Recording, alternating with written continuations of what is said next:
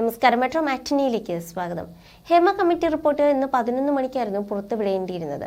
മലയാള cinema ലോകത്തെ ഒന്നടങ്കം പിടിച്ചു കുലുക്കാൻ ശക്തിയുള്ള ഒരു റിപ്പോർട്ട് എന്നൊക്കെ പുറത്തു വരുന്നുണ്ടെങ്കിലും അത് എത്രത്തോളം പുറത്തു വരേണ്ടതാണ് എന്ന് നമുക്കറിയില്ല. എന്തായാലും നടി രഞ്ജിനിയുടെ ഹർജിയിൽ കോടതി തീർപ്പ് കൽപ്പിക്കുന്നത് വരെ റിപ്പോർട്ട് പുറത്തുവിടില്ലെന്നാണ് തീരുമാനം. വ്യക്തിഗത വിവരങ്ങൾ ഒഴിവാക്കി റിപ്പോർട്ടിലെ 233 പേജ് കൈമാറാനായിരുന്നു സാംസ്കാരിക വകുപ്പിന്റെ തീരുമാനം.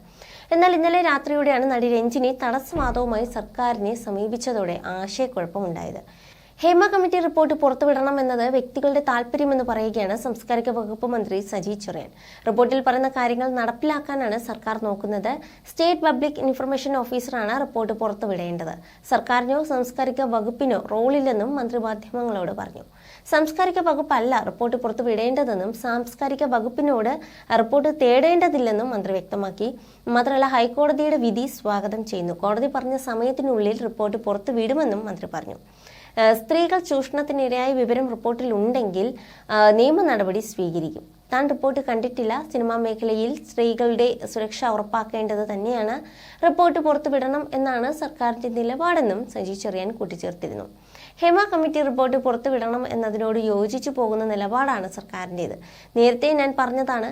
അപ്പോഴാണ് അതിനെ ചോദ്യം ചെയ്തുകൊണ്ട് ഹൈക്കോടതിയിൽ കേസ് കൊടുക്കുന്നത്. ഒരാഴ്ചയ്ക്കകം ഈ പറയുന്ന റിപ്പോർട്ട് വിവരാവകാശ കമ്മീഷൻ ഒഴിവാക്കണമെന്ന് പറഞ്ഞ ഭാഗങ്ങൾ പരിശോധിച്ച ശേഷം പുറത്തുവിടാം. അല്ലെങ്കിൽ പുറത്തുവിടേണ്ടത് സ്റ്റേറ്റ് പബ്ലിക് ഇൻഫർമേഷൻ ഓഫീസറാണ്.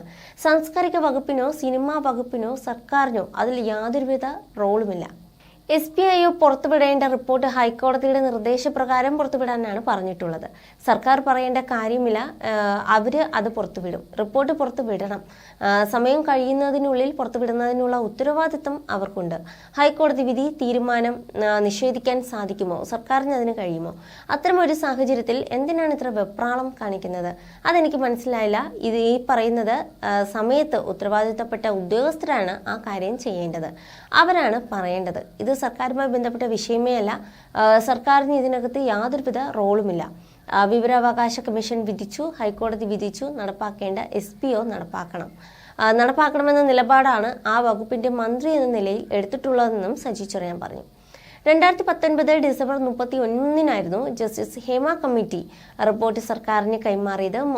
മുഖ്യമന്ത്രി പിണറായി വിജയന് നേരിട്ട് നൽകിയ റിപ്പോർട്ടിൽ 300 പേജുകളാണുള്ളത്. WCC ഉൾപ്പെടെ പലവട്ടം ആവശ്യപ്പെട്ടിട്ടും റിപ്പോർട്ട് പുറത്തുവിടാൻ സർക്കാർ തയ്യാറായിരുന്നില്ല. ഒടുവിൽ വിവരാവകാശ കമ്മീഷന്റെ ഇടപെടലിന് പിന്നാലെയാണ് റിപ്പോർട്ട് പുറത്തുവിടാൻ സർക്കാർ തീരുമാനിച്ചത്. 2017 ജൂലൈയിലാണ് ഹേമ കമ്മിറ്റിയെ നിയമിച്ച് സംസ്ഥാന സർക്കാർ ഉത്തരവിറക്കിയത്. Justice K. ഹേമ അധ്യക്ഷനായ മുൻ ബ്യൂറോക്രാറ്റ് KB വത്സലകുമാരിയും മുതിർന്ന നടി ശാരദയും അംഗങ്ങളായ 3 അംഗ കമ്മിറ്റിയാണ് സർക്കാർ രൂപീകരിച്ചത്. ചലച്ചിത്ര മേഖലയിൽ സ്ത്രീകൾ നേരിടുന്ന അനീതിയും അക്രമവും പരിശോധിക്കാനും പരിഹാരങ്ങൾ നിർദ്ദേശിക്കാനുമാണ് കമ്മിറ്റിയെ നിയമിച്ചത്. സിനിമാ വ്യവസായത്തിന്റെ ആഭ്യന്തര പ്രവർത്തനങ്ങൾ പരിശോധിക്കാൻ ഇത്തരത്തിലുള്ള ഒരു കമ്മീഷൻ രൂപീകരിക്കുന്നത് ഇന്ത്യയിലും ആദ്യമായിട്ടായിരുന്നു. You're watching me on metromatney.com. metromatney.com. metromatney.com. Subscribe for more videos. Subscribe for more videos. Subscribe here for more videos. Subscribe now. Thank you.